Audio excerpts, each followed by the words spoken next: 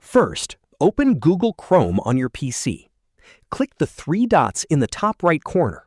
Then click Settings. From the left menu, click Performance. Turn on Memory Saver. This puts inactive tabs to sleep and helps reduce RAM usage. Next, scroll down and click System. Turn off Continue running background apps when Google Chrome is closed. This prevents Chrome from using memory after you close the browser. Now, press Shift plus Escape on your keyboard. This opens the Chrome Task Manager. Click the Memory Footprint column to sort the processes by memory usage. Select the tab or extension that is using a lot of RAM.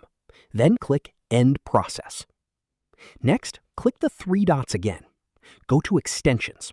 Then click Manage Extensions. Disable or remove the extensions you don't use. Unused extensions can consume memory in the background.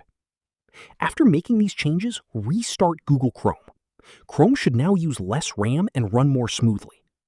That's it. This is how you can fix Google Chrome using too much RAM.